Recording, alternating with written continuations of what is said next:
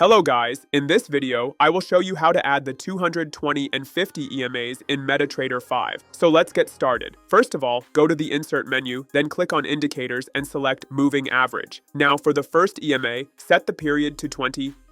Choose High. For the Apply to option, select the color and line style you prefer. Click OK. Now you'll see the first EMA line on your chart. Next, go back to Insert.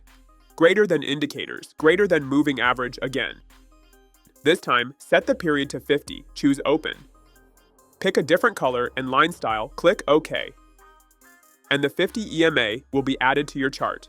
Finally, repeat the steps. Go to Insert, select Indicators, then Moving Average. Set the period to 200, choose Low, pick another color, and line style, click OK. And you'll now see the 200 EMA on the chart. And that's it. All three EMAs, 20, 50, and 200, are now added to your chart. Don't forget to like the video and subscribe to our channel for more helpful trading tutorials.